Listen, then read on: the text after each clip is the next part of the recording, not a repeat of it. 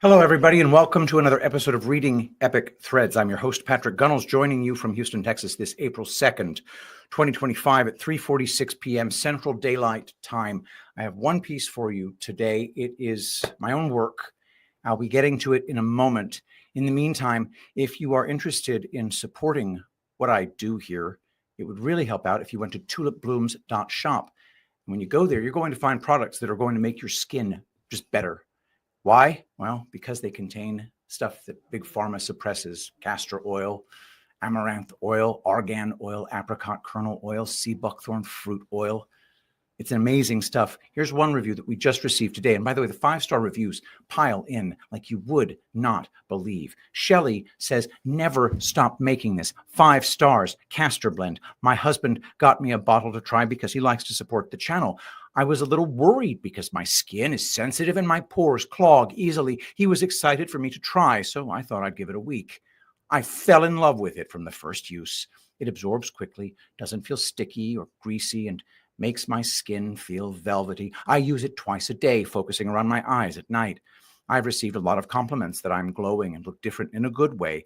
I like subtle improvements, and being 53, I want to age gracefully. I bought a second bottle since I'm down half on the first and never want to run out. Thank you so much, Shelley. Go to tulipblooms.shop today. Use promo code FREEDOM30 if you haven't already for 30% off. And if you've used it already, well, then use promo code Shapiro for 10% off. tulipblooms.shop, home of the castor blend. Now, without further ado, from readingepicthreads.substack.com, Wisconsin is a crime scene. Persecute election fraud deniers. Gentlemen, ladies, and whatever's left of the commentariat with a spine, look closely at Wisconsin, not as a state, but as a corpse dressed for Sunday service. Beneath the pageantry of democracy lies a rancid electoral abyss, a stinking, shambling fraud box that mocks the very notion of self-governance. April 1st, 2025 was no election. It was a heist. Susan Crawford, an avatar of Soros, a wind-up toy for Obama's specter, was installed, not elected. She didn't defeat Brad Schmel. She didn't win the hearts of Wisconsin. She was delivered to the bench by the same untraceable, unauditable, unholy mail-in mess that has plagued this nation since the charade of 2020. And whom do the mouthpieces of the so-called right pin this mess on? You, the voter, for not showing up hard enough, or worse, Schmel for his ironclad stand on life, a conviction they clutch like a prop while missing the real scandal. These bow-tied cowards, these pundit-class pushovers scold you with pursed lips and nod like wise men when a voter ID amendment squeaks by. Useless theater, while the WECs crooks slip out the back with 500,000 mail-in ballots you can't trust, handing over a court seat to the highest bidder. The votes aren't just questionable. They're a house of cards, and these clowns blame you for not stacking it higher. These aren't merely cowards, they're collaborators. They peddle the intellectually bankrupt fallacy of post hoc ergo propter hoc, as if the sequence of events proves causation. Crawford wins, and they leap to, it must have been the message. The base didn't show. Nonsense. Utter nonsense. 2 million ballots, 43% turnout, a 1.2 million strong in-person voting surge, greater than 2023. Schmel didn't falter. He thundered through Waukesha with Trump at his sides, Musk's millions at his back, and fire in his bones. The pro-life excuse they're trotting out, it's a red herring, a cheap dodge to duck the real rot. And the evidence is in the mess itself. Crawford's propaganda machine didn't win hearts. It didn't need to. This wasn't some noble referendum on principle. It was a street fight where the votes were already half cooked before the first punch landed. Schmel's stand didn't lose to a tidal wave of sentiment. It got buried under a system built to tilt the table. That's the damning truth. This was a setup, not a showdown. Let's rip the mask off this Crawford-Schmel sham with cold, hard numbers. Dane County churned out 340,000 votes, an 80% turnout of its 425,000 voting eligible population, a figure so absurd it doesn't even pass the laugh test. Milwaukee County logged 255,000 votes, a 42.5% turnout of its 600,000 eligible voters, suspiciously juiced for a spring race. These urban powerhouses propped up Crawford's 54.4% over Schmel's 45.6% in a 2,080,000 vote total. Now, let's assume that the fraud is as rotten as it looks. 50% of Dane's votes and 30% of Milwaukee's are outright fake. 250,000 fictitious ballots. And of those, assume Crawford takes 95%, because that's how these people roll. Strip them out. Dane's real 170,000 votes that are left over, they split 81% for Crawford and 18.5% for Schmel. As if you can even believe that. Milwaukee's real 178,500 goes 74.5% to Crawford and 25.5% to Schmel, as if you can even believe that. Crawford's urban take plunges, even under these conservative numbers, plunges from 467,075 to 271,532, a hit of 195,543 votes. Schmel sheds just 12,000. Statewide, Crawford's 1.131 million minus 234,000 fakes leaves her with 897,000 real votes. Schmel's 948,480 minus 12,325 is 936,155. The rest of Wisconsin, 1.485 million votes, tilts 51%, Schmel to 49%, Crawford. Tally it. Crawford's real total is 1.002 million. Schmel's is 1.013 million. There you go. 50.3 to 49.7. And that's not counting the fraud that we haven't even estimated. This is no guess. It's a floodline on a rigged game. Dane's 80% turnout, echoing the 2020's presidential 89%, but in a spring race, mocked by 2019's 26% statewide norm, is a joke, only explicable through fraud. Milwaukee's 42.5% with ballot shortages forcing reprints midday. It's not passion, it's padding. No chain of custody. Clerks curing ballots like it's a free-for-all. 475,000 mail-ins loose in the wind. It's a fraud factory. Not only is massive fraud possible under these circumstances, it's obvious. Anyone telling you differently is your enemy. Full stop. Yet, the right-wing punditocracy strokes its chin and lectures you on moderation. They accept results from a system designed to deceive, then weaponize those results against the truth. That's not ignorance. That's betrayal. And then, as if summoned to play the role of Brutus in this farce, enters Charlie Kirk, the supposed paladin of MAGA, the fresh-faced flag-bearer of the grassroots right. On April 2nd, 2025, the day after the electoral heist in Wisconsin, Kirk takes to Twitter, not with righteous fury, not with the fire of justice, but with the limp-wristed analysis of a Chamber of Commerce consultant. Brad Schmel's loss, Kirk informs us, was merely a strategic error. Republicans, he opines, must chase low-propensity voters, the welders and pipe fitters, as if the issue is that the men building America just forgot to vote. He calls for better infrastructure, as though the enemy's edge lies in logistics, not lawlessness. What a shameless inversion of reality. What a betrayal of the very base he once claimed to serve.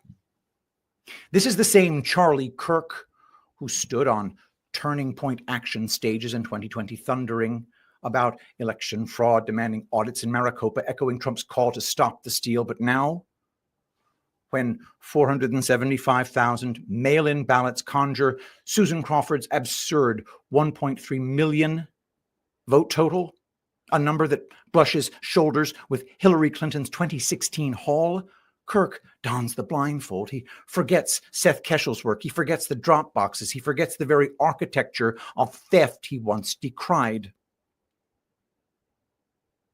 His silence is not ignorance. It is treason. Worse still, Kirk's history stinks of opportunism. In 2016, he told Wired he wasn't a Trump fan. His allegiance didn't bloom until the RNC discovered his utility, a useful face, a useful tool. And now, with Trump's legacy under siege, with Crawford's win greased by Soros cash, and Obama's shadow operatives, Kirk dares not speak of fraud. He mutters instead about matching the Democrat machine, as if the answer is to build a better getaway car instead of stopping the robbery. It was Kirk who railed in 2023 about Soros-funded ballot harvesting, who warned that ignoring the base would mute the GOP. But here he is, 1 year later, muted and meek, parroting the RNC's strategy pablum while the thieves cart off the Republic. He knows better, and that makes it worse. Is he a warrior for the base, or just another functionary for the party elite, offering critiques of campaign tactics while fraud rots the foundation? The answer is not in what he says, but in what he refuses to say. Charlie Kirk didn't just go quiet. He switched sides.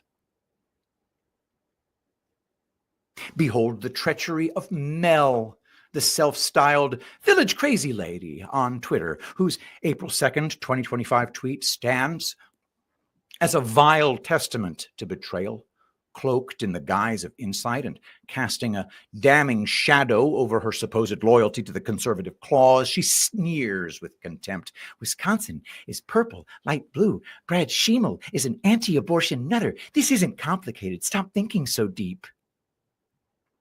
Reducing Schmel's defeat to his pro-life convictions, a deeply personal stance forged by his journey as an adoptive father, as revealed in a March 2025 JSOnline.com report, while turning a blind eye to the fraudulent cesspool that handed Susan Crawford a 10-point victory, a grotesque tally, rivaling Hillary Clinton's 2016 numbers in a state that hasn't grown a soul. Mel's vicious phrase, anti-abortion nutter, seethes with the disdain of a pro-abortion zealot, the kind of depraved rhetoric only a champion of unborn slaughter would unleash, laying bare her true allegiance in a battleground state long torn between conservative rural bastions and the liberal urban machines of Milwaukee and Dane. Her argument is a putrid swamp of fallacies, starting with a shameless ad hominem assault slapping Schmel with a derogatory label to dismiss his campaign without confronting his 20-year tenure as Attorney General, where he caged predators and earned the respect of the righteous, while peddling a post hoc ergo propter hoc lie, claiming Schmel's pro-life stance directly caused his loss, a baseless leap, as intellectually bankrupt as declaring a storm came because a crow cawed at dawn. Mel's mockery of thinking so deep doubled down in her April 2 reply, blaming Schmel's support for an 1849 abortion law willfully ignores the 475,000 mail-in ballots and 644,000 early votes, mostly absentee, that Seth Keshel's 2020 analysis would mark as suspect, echoing his findings of 100 to 200,000 excess votes in Milwaukee and Dane, where Crawford amassed margins of 181,746 and 150,033 respectively. She dismisses the obscene financial chasm, 60 million to 40 million, partly funded by Musk, and the unchanged election infrastructure from 2020 to 2022 with its drop boxes, untracked mail-ins, and Wisconsin Elections Commission personnel that Keshel has branded a fraud factory. Schmel's election night concession, reported by The Guardian, where he urged supporters to accept a 10-point defeat despite a record of 1.063 million votes for a spring race, is a truth that Mel and the rest of them deliberately bury, undermining their flimsy narrative of voter rejection and exposing her agenda. Are Mel and Charlie conservatives, or are they covert leftists, reveling in the massacre of the unborn while the fraud machine grinds on? Her words brand her as the latter, a traitor to life and justice, shielding the real enemy with her shallow, fallacious venom. Let us now consider Scott Presler, the heralded figurehead of this Wisconsin ballot-chasing endeavor, presenting himself as a champion of the common man, a tireless advocate for the republic. His reputation precedes him, cleaning streets in Baltimore, engaging voters with a relatable demeanor, earning the admiration of the conservative grassroots through his apparent sincerity. Presently, he has aligned himself with Turning Point Action, committing to a $5 million effort to secure Wisconsin's electoral favor through what he deems a strategic pursuit of ballots. He walks the streets, extols the virtues of early voting, and declares with conviction, "I know Wisconsin well, and I love its people," as though such sentiment alone might sway the tides. Yet, herein lies the crux of the matter. Presler appears either too innocent to discern the snare he has entered, or too enamored of his own prominence to acknowledge it. Should we deem him naive? The situation carries a certain melancholy weight. This is a man who has fashioned his public life around resisting the entrenched powers, denouncing corruption, galvanizing the overlooked, challenging the elite stranglehold. Yet now, he immerses himself in the very electoral machinery he once seemed to question, convinced he can navigate its labyrinth to victory. Ballot chasing, he believes, is his masterstroke, a means to outpace the left at their own design. But this is no triumph of ingenuity. It is an acquiescence to the established order. The left have long perfected this art, and Presler's imitation does not unmask the underlying deceit. It sustains it. Each ballot he secures, each citizen he urges to participate, reinforces the fragile notion that this system might yet be redeemed. It will not be. The mechanism is flawed beyond repair, a game of chance with no true prize, and he engages it with the trust of one yet to see its full design. Alternatively, if he is willfully blind, the portrait grows more troubling. Perhaps Presler perceives the truth, that the counts are manipulated, the rules contorted, the results shaped by forces beyond the voter's reach. Perhaps he has reviewed the evidence, the sworn testimonies, the irregularities, whispered in shadowed corners, and chosen nonetheless to proceed. For what purpose? The answer may lie in the allure of his role, the partnership with Turning Point, the accolades of an appreciative audience, the prominence of being cast as a pivotal actor in this electoral drama. He is no fool. His acumen is evident. Yet to overlook the systemic fraud while proclaiming its salvation is not a mark of wisdom. It is a compromise. He does not dismantle the mire. He guides others through it, preserving its illusion under a banner of reform. Whether driven by innocence or ambition, Presler stands as an emblem of this Wisconsin electoral quandary. He labors with earnestness or artifice to persuade the faithful that greater participation, more ballots, more effort might purify a process that thrives upon their trust. He is not the architect of this deception, but he is its unwitting or willing instrument, too hopeful to recognize the futility, or too invested to confess it. He leads his followers toward an uncertain end, and the people of Wisconsin, earnest in their civic duty, follow him, their ballots in hand, as the true beneficiaries of this system observe from a distance, secure in their advantage. And the WEC, the Wisconsin Elections Commission, sits there, smug and sanctimonious, letting clerks cure ballots however they see fit. Milwaukee spins up votes from thin air while Waukesha's stuck tossing out the real ones. This isn't a hiccup. It's a baked-in disaster, a machine designed to let fraud fester, and the so-called conservatives railing at Schmel or whoever else, they're too busy clutching pearls to notice the WEC's the real culprit, greasing the skids for chaos and calling it democracy. They assume the system's pure, dunk it in holy water, and sing its praises while it rots from the inside. Let's name names and survey the damage these commissioners have allowed to pile up. Ann Jacobs, the chair, a Democrat picked by Scott Fitzgerald in 2016, runs the show with a lawyer's polish and a partisan's heart. She pushed drop boxes in 2020, unsecured free-for-alls that let ballots pile up with no chain of custody, a fraudster's dream. She's stood by Meagan Wolfe, the WEC administrator, conservatives target with good reason, through every controversy, ensuring the machine hums while Milwaukee's central count spits out totals that don't add up. To us, Wolfe's the face of the WEC's rotten bureaucracy, slapped into the interim role in 2018, locked in permanent in 2019 by a 3-3 partisan tie, with Democrats propping her up and Republicans seething.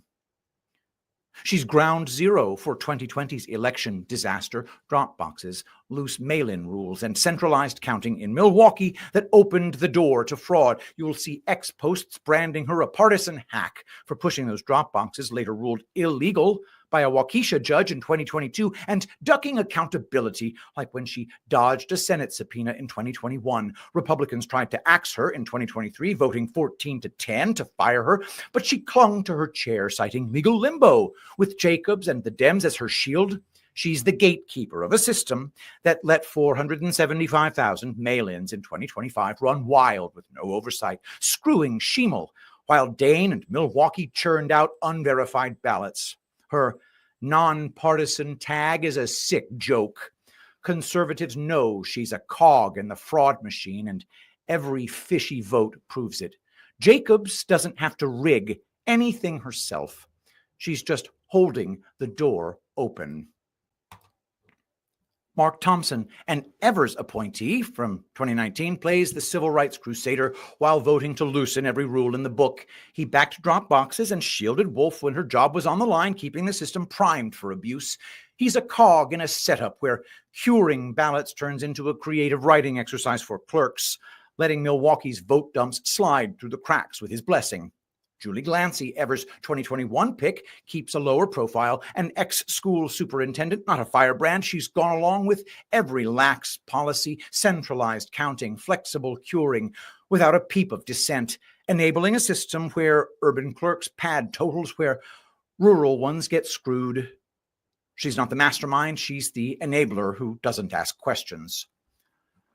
Don Millis, the Republican that Robin Voss tapped in 2023 after Dean Knudsen bailed, is a lawyer and supposed conservative, but he's done nothing to stop the bleeding. The WEC remains a fraud factory under his watch, ballots cured into existence, drop boxes lingering in memory, Milwaukee's tallies raising eyebrows. He's a placeholder letting the sabotage roll on, while conservatives like you fume. Marge Bostelman, Voss's pick from 2016, rounds it out. She's the reasonable Republican, a former clerk who's seen it all. She's dissented here and there, pushed back on some database absentee nonsense, but she's still part of a commission that's let fraud-friendly rules metastasize. She's not torching the system or fixing it. She's just along for the ride while clerks in Milwaukee cure their way to victory. Here's the bottom line. The WEC's crime is in its DNA. They've crafted a system where fraud doesn't need a conspiracy. It just needs apathy and a rule book full of holes. Thompson, Jacobs, and Glancy lean into the chaos. Millis and Bostelman either can't or won't stop it. Milwaukee's fiction outvotes Waukesha's fact because these commissioners, Democrat or Republican, let it happen. Conservatives like you see through the sanctimonious nonsense. This system isn't sacred. This system is a hollow shell. They are not guardians of democracy. They are its gravediggers. The mail-in apparatus is not broken. It is built for fraud. Over 1 million absentee ballots floated through Wisconsin in 2024, nearly 500,000 more on April 1st alone. Not one of them truly traceable, voter ID, a constitutional lipstick smear on a rigged corpse. It applies to in-person votes only. Mail-ins require none. Claim indefinitely confined, and voila, no ID required. In 2020, 265,000 did just that. The legislature? A cabal of ceremonial cowards. Senate Bill 203, which would have banned Zuckerbucks and harvesting, died without a funeral. The governor vetoed it. They shrugged. And the data? Seth Keshel's numbers fortify what your gut already knows. His 2020 report pegged Wisconsin's excess ballots at 1 to 200,000. Crawford's 1.3 million vote haul, implausible. Her total approaches Clinton's 2016 presidential vote tally in a spring court race. Schmel's 1.06 million beat last year's numbers. The turnout didn't merely break records, it bent reality. This was not organic. It was engineered. Crawford's backers didn't campaign, they programmed. Drop boxes returned, the same WEC rats remained, same personnel, same process, same crime scene. April 1st was not democracy in action, it was theft on parade. Those calling it anything less are either deceived or doing the deceiving. Blaming the voter or Brad Schmel's moral spine is not analysis, it is complicity. The crime isn't voter apathy. It's institutional fraud. A counterfeit machine that spews whatever number is required, then uses that number to shame you. And let's call out the slimy trick these election defenders are pulling when they smirk and say the vote totals are reasonable, like that's supposed to end the argument. That's a straight-up burden of proof reversal fallacy, and it's a gutless dodge designed to make you shut up and take it. Crawford's cronies and the WEC's lapdogs wave her 54 to 45 totals like it's gospel, sneering, looks good to us, prove it ain't. But that's a con, and you're not buying it. The ones claiming they've got the consent of the governed, these sanctimonious frauds crowing about their mandate, they're the ones who have to prove this election wasn't a sham, not you. They don't get to cook the books, flash the score, and tell you to disprove it. While Dane's 80% turnout mocks every spring election in history, and Milwaukee's 255,000 votes, half of them likely straight up fake, prop up the win. The system's a cesspool. 475,000 mail-ins floating with no chain of custody, clerks curing ballots like it's a kindergarten art project, and urban totals that scream fraud louder than a foghorn. They've got to prove every single vote is legit, down to the last one, because the whole thing reeks of theft. Anything less is just them running from the truth, and you're not the sucker they're hoping for. And those parroting this post hoc garbage, they are enemies of reform, enemies of truth. The moment they accepted the outcome as legitimate, they declared war on you. Ban mail-ins, track every vote, or bury the republic. There is no third option. Crawford's seat is a stolen jewel in a diadem of deceit, and the clowns defending it are jesters in the court of tyranny. The hour is late. The choice is clear. Fight the machine or be ruled by it. And that's the piece. Go to readingepicthreads.substack.com to read the written. And now, check this out. What's that in the sky? I bet it's familiar to you. Oh, yes, it's just a long white trail. It's a plane. And what's coming out of it? Contrails, simple condensation. That's totally normal, they tell us. And now we look closer. We have the ability to use Zoom cameras that live stream at the same time. What is that? That's not contrails. Oh no. That's poison. Poison being dumped into your lungs. Protect yourself. Zeolite Extra Spray with Humic and Fulvic Acid from epicminerals.net. Promo code Shapiro.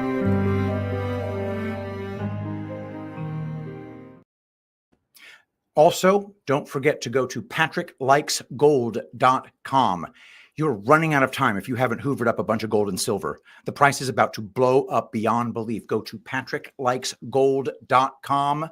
You can get numismatic coins, or you can just get straight up bullion. Either way, it is a hedge against massive inflation or basically any kind of currency collapse. patricklikesgold.com. That's the show for today. Please share it with everyone. I'm sick and tired of these people on Twitter blaming the voters for a system, for the results of a system that simply cannot be verified. Ridiculous. Let us pray. Saint Michael the Archangel, defend us in battle. Be our protection against the wickedness and snares of the devil. May God rebuke him, we humbly pray. And do thou, O Prince of the heavenly host, by the power of God, cast into hell Satan and all evil spirits who prowl about the world seeking the ruin of souls. Amen. I love you all. Thank you so much for being here, and I'll see you tomorrow. I will be the greatest president that God ever created.